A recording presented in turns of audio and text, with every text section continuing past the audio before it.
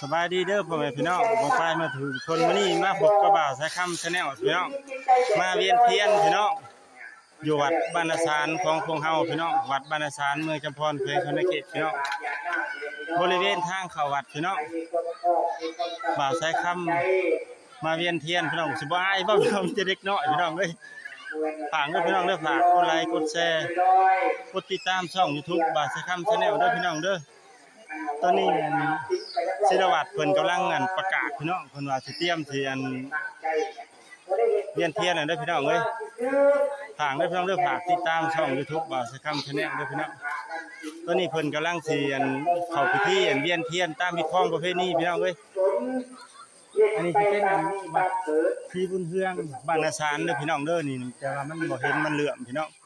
คันว่าแนวได้แนวเฮ็ดก็ขาดเมื่อบุญก็ฝากเด้อพี่น้องเด้อไปเตรียมพี่น้องสบายดีพ่อแม่พี่น้องอันนี้เป็น FC เด้อพี่น้องเด้อFC บ่าวสายคำ Channel พี่น้องนักคนมี3คนนี่ใน FC 1สิน้อยแท้ใจเย็นๆหน้าเวทีนะครับเดินทางมาถึงโอเคเข้าพิธีแล้วพี่น้องบ้านนี้เข้าพิธีจูดเลยเด้อพี่น้องเด้อบ้านนี้เด้อไปพี่น้องไปเตรียมไป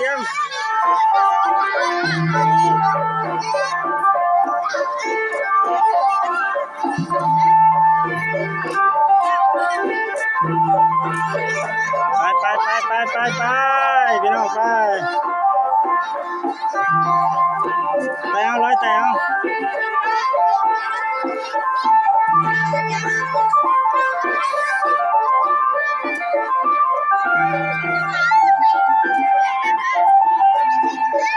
พี่น้องไปนำกันพี่น้องไปนำกันนี่พี่น้อง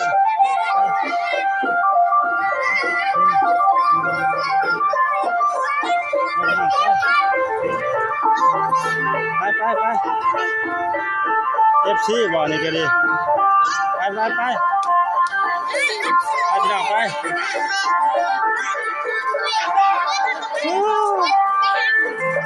ม่วนบ่พี่น้องม่วนบ่โอ้ไม่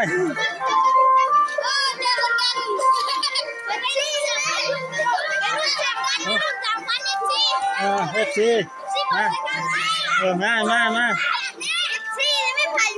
มาใครเป็น FC นะครับมา FC อันนี้เป็น FC เจ้าเข้ามาตัวจริงไม่แล้วเลยเฮ้ยพี่น้องม่วนเด้พี่น้องเอ้ยฮักมาใต้รถเทียนนะยังบ่ทันได้หอบเลยใช่ได้พี่น้องเขาก็ได้เพิ่งหอบคุณว่าอันนี้สิเป็นการเวียนเทียนเด้อพี่น้องเด้อออกพรรษาลาพระเจ้าอยู่ที่อยู่ที่วัดบ้านนาสารครับพี่น้องกดติดตามกดยูทูบบ่าวสายคำ Channel นะเด้อฝากพี่น้องกดติดตามช่อง YouTube บ่าวสายคำ Channel เด้อพี่น้องเด้อถ้าว่าเลื่อนเข้ามาเห็นคลิปบ่าวสายคำนะพี่น้อง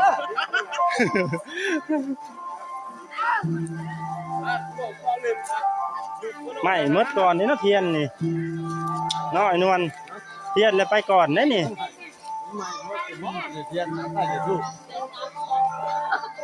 ยังบ่ทันได้หอบ1ซ้ำพี่น้องเอ้ย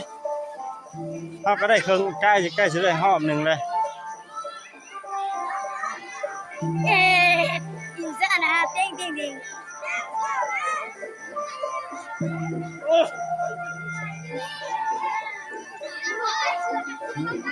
ม่วนบ่พี่น้องม่วนบ่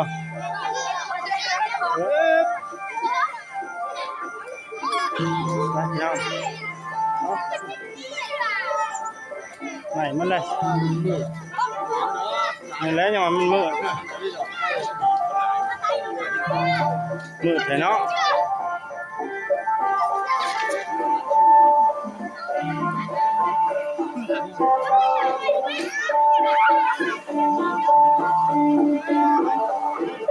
หมดแล้วพี่น้องเลยเอาเลยลืมเซ็ตก่อนแล้ว อันนี้ก็สิเป็นตอนนั่นเด้อพี่น้องเด้อตอนที่ว่าเวียนเทียนได้3รอบพี่น้องแต่ว่าครูบาอาจารย์เพิ่นสิอันพาเว้าตามมันพิธีนะพี่น้องจังไปปักเทียนนะพี่น้องไปปักเทียนไปสักการะบูชาอยู่ที่อันเพื่ออะไรพี่น้องเอ้ยเรียนบาใช้คำกสิทายให้ดูอันนี้มีแต่คนบ้านเฮาเองพี่น้องอยู่บ้านนาซานพี่น้องเอ้ยคนบ้านนาซานเฮารอท่าแป๊บหนึงพี่น้อง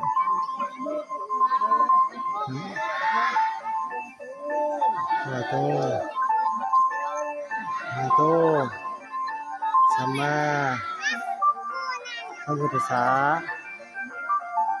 นะโมตัสสะภะคะวะโตอะระหะโตสัมมาสัมพุทธัสสะ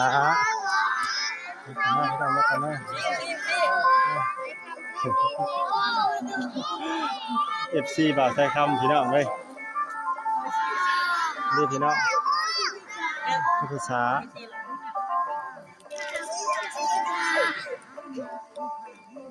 พระพุทธบูชาบูชา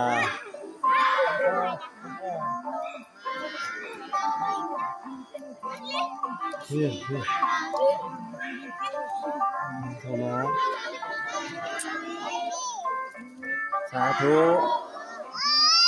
สาธุสาธุ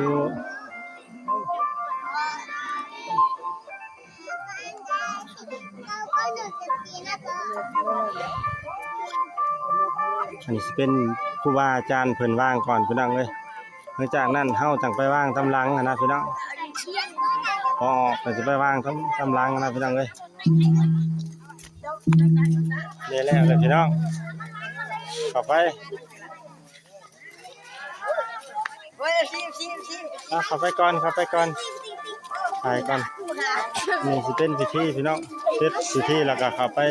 จุดเทียนไปเหมาะทุไปวางเทียนพี่น้องเลยตอนนั้นเพื่อไฟโฟนี่พี่น้องม่วนบ่พี่น้องนี่พี่น้องเด้ออันนี้เพื่อไฟโฟพี่น้องนี่พี่น้องเด้อดีมีแห้งพี่น้องเด้อ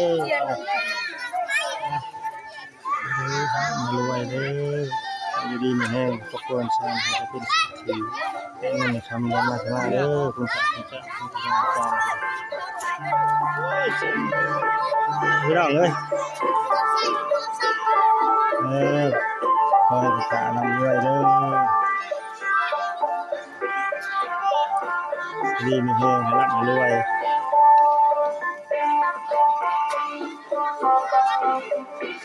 พี่น้องงามเลยพี่น้องเลย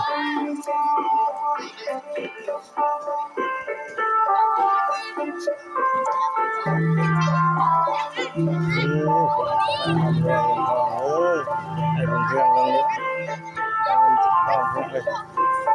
งามพี่น้องไปแล้วพี่น้องเสร็จพิธีพี่น้อง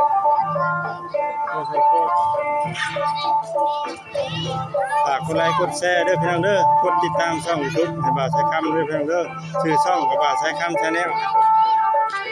กดติดตามให้บ่าวด้วยพี่น้องเด้อขอปิดคลิปพี่น้องสบายดีพี่น้อง